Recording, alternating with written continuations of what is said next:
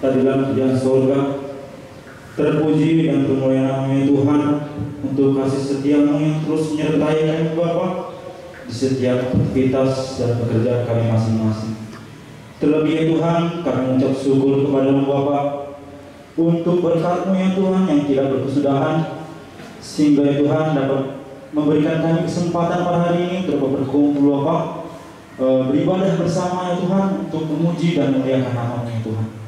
Bapa ya Tuhan kami, sebentar lagi ya Tuhan, kami ya Tuhan akan menyampaikan firman-Mu ya Tuhan. Engkau memberkati ya Tuhan, kami yang menyampaikan ya Tuhan. Semoga kiranya Bapa, firman yang kami sampaikan dapat sampai kepada yang mendengarkan Bapa. Engkau berkati juga ya Tuhan buat yang mendengarkan ya Tuhan. Kiranya Tuhan firman-Mu dapat mereka pahami ya Tuhan, dapat dimengerti dan dapat juga mereka lakukan dalam kehidupan mereka sehari-hari. Ya Bapa ya Tuhan kami serahkan seluruh hidup kami ke depan hanya ke dalam tangan kasihan Bapa. Inilah di dalam permohonan kami ya Tuhan, hanya di dalam nama-Mu Tuhan dan Yesus Juru Selamat kami yang hidup, kami berdoa. Amin. Mari kita buka kitab kita, Bun Bibel.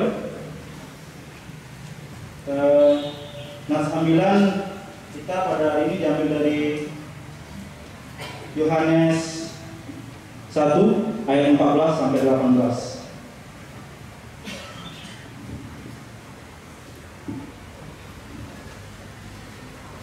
Ya, kami akan membacakan dalam bahasa Indonesia. Mungkin Bapak Iman dan juga teman-teman ada yang baca dalam bahasa Simbolungun, bisa sama-sama kita baca. Yohanes 1 ayat 14 sampai 18. Firman yang telah menjadi manusia. Firman itu telah menjadi manusia dan diam di antara kita. Dan kita telah melihat kemuliaannya, yaitu kemuliaan yang diberikan kepadanya sebagai anak tunggal Bapa, penuh kasih karunia dan kebenaran. Yohanes memberi kesaksian tentang dia dan berseru, katanya, inilah dia yang kumaksudkan ketika aku berkata, kemudian daripadaku akan datang dia yang telah mendahului aku, sebab dia telah ada sebelum aku. Karena dari penuhannya kita semua telah menerima kasih karunia demi kasih karunia. Sebab hukum Taurat diberikan oleh Musa, tetapi kasih karunia dan kebenaran datang oleh Yesus Kristus. Tidak seorang pun yang pernah melihat Allah, tetapi Anak Tunggal Allah yang ada di pangkuan Bapa, dialah yang menyatakannya. Amin. Sampai di situ ayat firman Tuhan pada hari ini. Jadi sebelum masuk saya ingin menyapa orang tua dan juga teman-teman kami Nangkoso dengan satu pasal. Karetani Pak Purba Ibu Haji Bata. Horas mana siang orang tua Pak Unasaman kami asik itu Pak Kinai Bata. Ya. Shalom untuk kita semua. Ya, selamat hari Minggu, selamat hari Natal dan selamat ulang tahun untuk Nangkoso yang ke-68 tahun. Berterima kasih kepada Tuhan, sungguh kasih Tuhan yang begitu besar sehingga memberikan kita kesempatan sekali lagi untuk dapat merayakan Natal di tahun ini. Dan juga kita masih diberikan kesehatan dan juga berterima kasih kepada Tuhan karena kami di sini bisa mewakili dari pemuda, bisa berdiri di sini untuk menjadi perwakilan dari seksi pemuda untuk sharing firman pada hari ini. Jadi Bapak Inam dan juga teman-teman, tema kita pada hari ini itu firman yang menjadi manusia. Sebelum masuk ke dalam pembahasan firman, saya ingin membawa kita semua ke dalam sebuah ilustrasi. Ilustrasi tentang dua buah ember dan satu orang tua. Dua buah ember ini diantaranya ada satu yang bocor. Ember ini dipakai mengambil air di sungai untuk dibawa ke rumah dengan melewati perkebunan yang dirawat oleh si tuan. Suatu hari si Tuhan mengambil air di sungai dengan membawa ke ember tersebut. Sesampainya di rumah, ember yang satu masih penuh air, sedangkan ember yang kedua isi airnya sudah tidak penuh lagi. Lalu si ember yang bocor berkata kepada tuannya, "Tuan, aku minta maaf karena air yang kubawa selalu tidak penuh. Aku minta kepada tuanku untuk dapat menggantikan diriku dengan yang baru." Lalu si tuan pun dengan heran menjawab, "Kenapa engkau bisa berkata seperti itu? Sedangkan aku tidak pernah berpikiran seperti itu. Bagaimanapun keadaanmu, aku tidak pernah berpikir untuk mengganti dirimu." Lalu si ember tersebut menjawab kembali, "Ya tuanku, aku sungguh tidak layak untuk dipakai lagi. Karena air yang kubawa selalu tidak penuh, dan ketika sampai di rumah, aku hanya membuat lelah dan sia-sia saja waktumu." Si tuan pun menjawab, "Engkau tidak mengetahui dan menyadari bahwa air yang engkau bawa itu menyirami tanaman yang ada di perkebunan." "Mengapa?" jawab si ember yang bocor. "Ya," jawab si tuan, "karena kita selama mengambil air, kita melewati perkebunan yang kurawat, dan engkau lah yang menyirami, sehingga kebun tersebut menjadi subur dan pohon-pohon menjadi berbuah seperti sekarang." Jadi dengan ilustrasi ini bisa kita mengerti dan pahami, si Tuhan tadi sama seperti Allah. Dia mengasihi kita manusia dan memelihara kita tanpa memandang kekurangan ataupun kelebihan, karena setiap manusia itu berharga di hadapan Tuhan. Kita diinginkan untuk bersyukur dan berhikmat, karena orang yang bisa bersyukur adalah orang yang lebih bisa merasakan hikmat yang benar. Ya, jadi sampai di situ ilustrasi.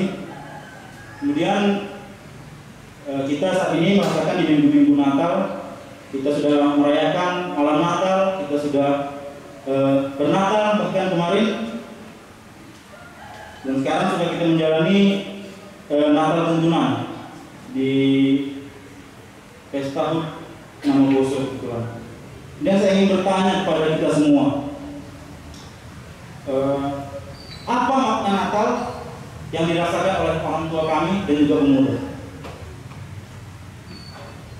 Apa kira-kira yang makna Natal bagi diri kita? Damai sejahtera. Ada lagi?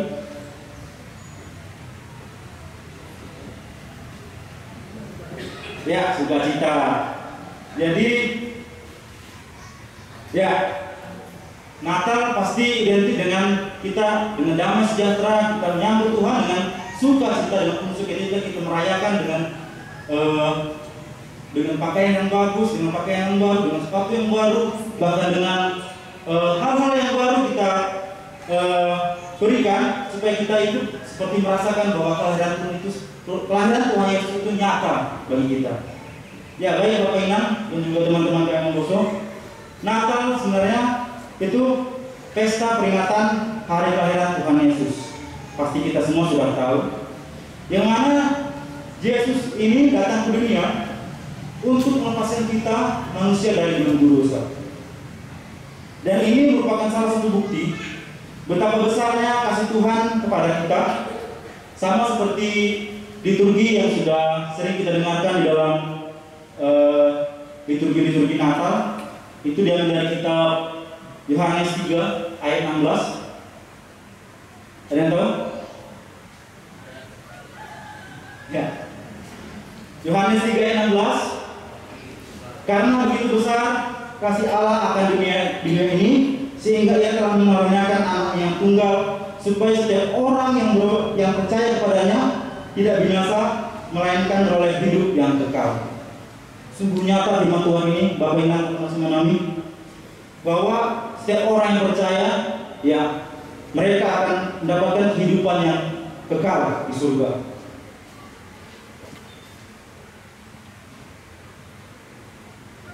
Karena itu mari kita pakai minggu-minggu Natal ini untuk lebih memperdalam dan meningkatkan iman kepercayaan kita kepada Tuhan. Supaya dapat kita pahami bahwa hanya di dalam Dia saja kehidupan yang sejati. Dan tentunya Bapak Inang dan juga teman-teman kami, hal inilah yang mendasari kita untuk terus bersukacita di dalam merayakan Natal, karena firman itu telah nyata menjadi manusia, dan karenanya kita boleh menjadi anak Allah yang terus berhikmat dan bersukacita selalu. Kehidupan yang seperti ini, kehidupan yang sangat kita perlukan dalam umat Kristen terlebih, karena kita tahu di dunia ini cuma hanya sementara. Semua hal yang kita punya, semua hal yang kita punya saat ini, materi ataupun apapun jabatan setinggi apapun itu cuma hanya sementara.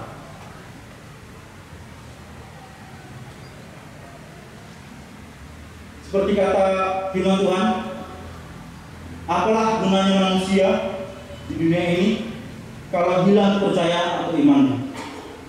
Dengan begitu, di dalam ambilan ini ingin disampaikan kepada kita bahwa Yesus telah menjadi penebus bagi diri kita dan sudah bersama-sama dengan kita di dunia ini. Ia melepas label kemahakuasaan, label kemahadahsyatannya untuk bersama-sama dengan kita manusia, agar Ia dapat bersama-sama dengan kita untuk menebus dosa-dosa kita dan memberikan kepercayaan bahwa hanya kepadanya lah kehidupan yang sejati itu. Bapak Inang dan juga teman-teman kami semua, ada istilah 3H di dalam Orang Batak, yaitu Hamoraun, Hagabeon, dan juga Hasanah. Semua manusia pasti menginginkan 3 hal ini.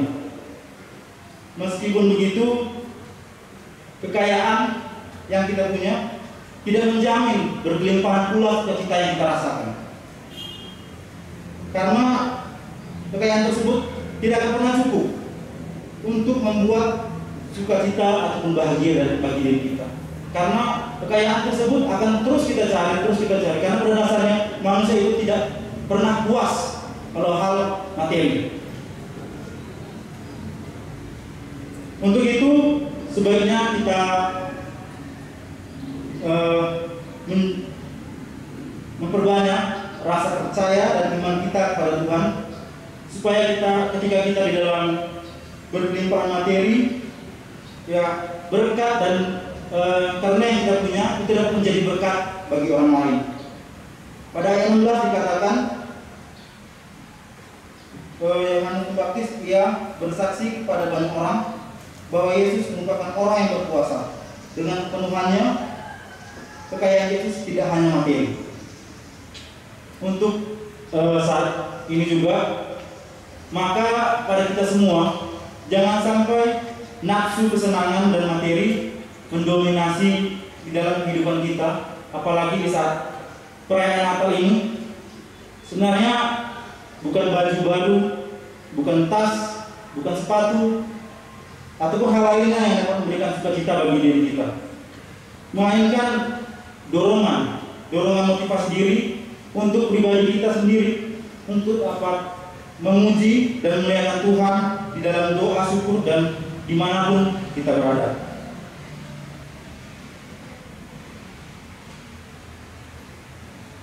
Yesus merupakan orang yang berkuasa, ya, dengan kepenuhannya, dengan kekuasaannya, materi yang dia punya tidak ada habisnya sampai kapanpun. Kekayaan Tuhan diberikan kepada manusia supaya dihapus dari segala dosa. Salah satu bukti Yesus mempunyai kuasa, Ia menjadi sama dengan manusia, Ia menjadi sama dengan seperti kita. Dikatakan dalam ayat 14, firman itu telah menjadi manusia dan diam di antara kita. Firman yang dimaksud di sini ialah menjadi manusia biasa yang tidak berdosa, yang juga lahir dari manusia biasa, yaitu Maria. Mari kita memberikan kesaksian tentang Dia pada orang lain, agar mereka pun bisa merasakan sukacita yang besar ini. Bapak Inang dan juga teman-teman kami, di dalam ambilan ini ada beberapa alasan kenapa Yesus menjadi manusia biasa. Yang pertama, Yesus ialah firman, yang mana firman di sini mengandung dua makna. Ia sosok pribadi dan juga pesan. Firman yang dimaksud di sini ialah pribadi Yesus yang datang ke dunia dengan tujuan untuk menyampaikan pesan Tuhan kepada manusia. Apa yang dikatakan, apa yang dikerjakan oleh Yesus ialah pesan Tuhan kepada manusia, supaya manusia mengenal dan mengetahui Tuhan itu. Kemudian Tuhan ingin berada di tengah-tengah manusia. Tuhan ingin berdiam di dalam kita manusia. Kata berdiam pada ini memiliki arti, kalau sebenarnya berdiam, Tuhan di mana berdiam? Pasti di surga. Ya, rumah Tuhan sebenarnya bertempat di surga, tapi tidak bersama-sama dengan kita manusia. Itulah karena kuasa, karena kemuliaan Tuhan yang begitu besar kepada kita, karena kasih-Nya tersebut. Tuhan tidak ingin manusia menjauh dari Dia, tapi Ia ingin mengubah Tuhan yang jauh dapat menjadi dekat. Kemudian Tuhan ingin manusia melihat kekuasaan Bapa. Kekuasaan yang dimaksud di sini yaitu kekuasaan kedatangan Yesus, yang mana Yesus di sini tidak ada bandingnya dari yang lain. Kemuliaannya, kekuasaannya yang diperlihatkan oleh Yesus sebenarnya sudah diperlihatkan oleh Bapa, karena mereka adalah satu. Orang yang telah merasakan kemuliaan Yesus berarti sudah merasakan juga kemuliaan Bapa. Kemudian Tuhan ialah Allah Tritunggal, Bapa, Anak, dan juga Roh Kudus. Yesus memang orang biasa, tapi Ia juga Tuhan yang berkuasa dan tidak berdosa.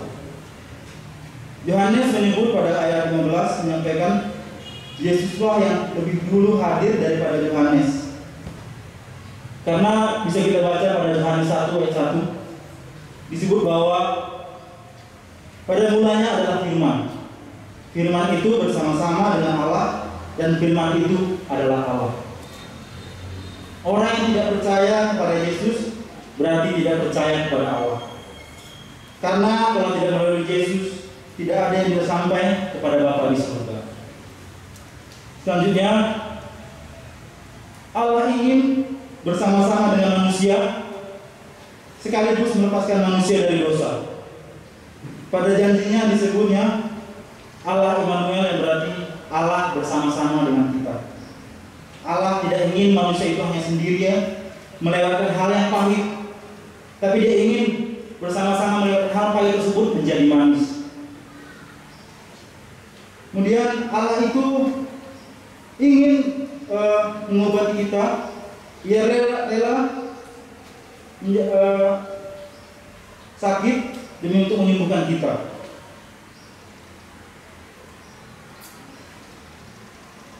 Kemudian pada perjanjian baru, Anak Allah itu disebut Yesus Kristus, yang berarti Tuhan menyelamatkan. Pada ayat 14 disebut, sebab hukum Taurat diberikan oleh Musa, di mana tidak ada manusia yang sempurna untuk dapat mengerjakan hukum Allah.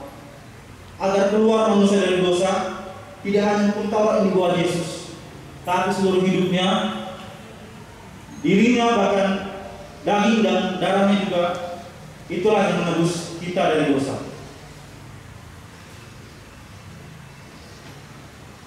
Allah ingin manusia itu dapat melihat Bapa. Pada janjinya, tidak seorang pun yang pernah melihat Allah. Bahkan Nabi saja yang berbicara kepada Tuhan tidak dapat melihat langsung bagaimana bentuk dan rupa Allah itu.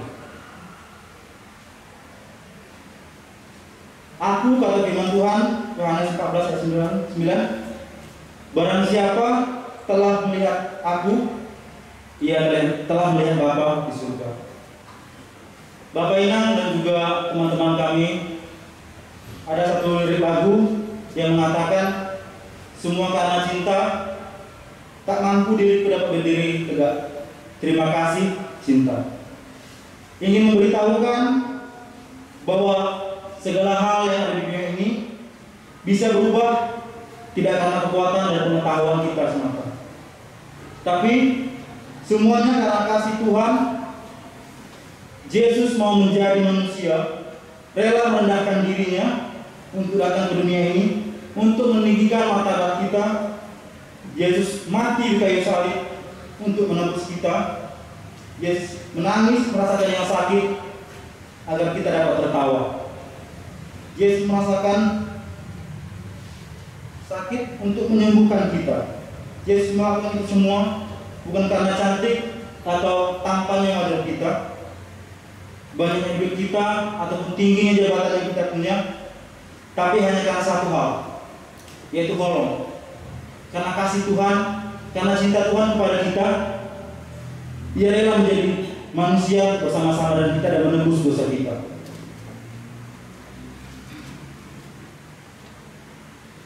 Bapak Inang dan juga teman-teman, ketika Roh Kudus hadir di dalam hati kita, Roh Kudus itulah merupakan iman percaya yang bisa kita rasakan meskipun tidak terlihat.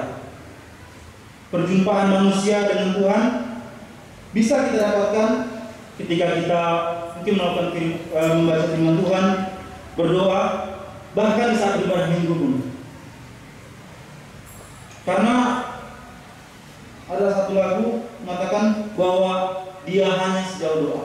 Tuhan itu hanya sejauh doa. Kemudian pada Natal minggu ini, terlebih pada minggu Pesta Seksi Nama Poso GKPS yang ke-68 tahun, semangat dan kekuatan baru di dalam kelahiran Yesus Kristus di tengah-tengah kita, yang memberi berkat yang tiada habisnya. Karena itu pada kehidupan kita, meskipun berdatangan tantangan bahkan hambatan, terlebih untuk teman-teman kami semua Nama Poso, di saat pandemi ini mungkin kita merasakan ada yang bersekolahnya di rumah melalui online, sehingga membuat jadi kurang bersemangat. Bahkan ada teman-teman kami pemuda yang kesulitan dalam mencari pekerjaan karena sedikitnya bukan pembukaan pekerjaan karena situasi pandemi COVID-19 ini. Oleh karena itu kita semua diminta, meskipun banyak berdatangan masalah ataupun hambatan, ambil ini ingin menyampaikan betapa besarnya kasih Tuhan bagi dunia ini. Diberi kekuatan dan juga disertai selalu orang yang selalu percaya kepadanya. Kepada Nama Poso GKPS, khusus untuk GKPS Jambi, ya teman-teman semua, mari kita percayakan semua hal, semua pergumulan kita kepada Tuhan. Karena hanya kepada Tuhanlah semua solusi, semua jalan atas hambatan yang kita hadapi. Yesus sudah berada di tengah-tengah kita dan ada di dalam hati kita. Maka hendaknya kita dapat belajar memperkenalkan Yesus dengan cara yang mungkin menarik, dengan perilaku kita yang baik, sehingga yang melihat pun bisa merasakan bahwa pribadi kita terbentuk karena iman percaya kita kepada Tuhan, kepada Yesus. Untuk itu, marilah kita nyatakan kebesaran dan kebenaran Tuhan di dalam setiap tindakan dan kehidupan kita sehari-hari. Terlebih sebagai pemuda di tengah-tengah gereja yang menjadi penerus gereja, pemuda mencerminkan sikap yang baik, mau ambil bagian, memiliki inisiatif, kreatif dan inovatif, serta hidup yang selalu di dalam sukacita. Seperti di kitab Pengkhotbah dikatakan di ayat 11 di pasal 11 ayat 9, bersukarialah hai pemuda dalam kemudaanmu. Mari nang poso GKPS kita bangkit. Tuhan telah menyelamatkan kita dan telah hidup bersama-sama dengan kita. Maka kita pun harus memberitakan kabar sukacita dan keselamatan yang akan memberikan sukacita bagi orang lain. Selamat ulang tahun untuk Nang Poso yang ke-68 tahun, dan selamat Natal untuk kita semua. Selamat menyambut tahun baru juga. Tuhan Yesus memberkati. Amin. Kita berdoa. Bapa yang baik, sungguh kasih-Mu ya Tuhan, tiada berkesudahan Bapa. Engkau terus mengurapi dan menyertai kami ya Tuhan, hingga sampai pada saat ini Bapa. Bapa ya Tuhan kami bersyukur dan terima kasih ya Tuhan buat firman yang boleh kami dengarkan bersama-sama ya Tuhan pada hari ini ya Tuhan. Engkau memberkati ya Tuhan dan menyertai. Semoga firman ya Tuhan yang boleh kami dengarkan bersama-sama dengan ini ya Tuhan dapat kami mengerti dan dapat kami pahami ya Bapak, serta dapat kami aplikasikan di dalam kehidupan kami sehari. Terlebih ya Tuhan, khusus untuk buat nama Poso kami ya Tuhan, buat nama Poso GKPS Jambi ya Tuhan, untuk di masa muda ya Tuhan, berikan kami kekuatan Bapak dan juga semangat yang tangguh ya Tuhan dalam melewati masa muda kami dan menjalani masa muda kami ya Tuhan. Ajari kami Bapak untuk berani ya Tuhan ketika kami menghadapi masalah, kami mampu ya Tuhan melewati itu ketika bersama-Mu saja ya Tuhan. Karena tangan penyertaan Tuhan yang selalu menyertai kami Bapak. Ya Bapak ya Tuhan kami serahkan ya Tuhan setiap acara ya Tuhan, pesta HUT Nang Poso pada hari ini ke depan ke dalam tangan pengasihan-Mu Bapak. Semoga sesuai dengan kehendak-Mu saja Bapak. Ya Bapak ya Tuhan bila menjadi dalam permohonan kami ya Bapak, hanya di dalam nama-Mu Tuhan dan Yesus Juru Selamat kami yang hidup, kami telah berdoa. Haleluya. Amin.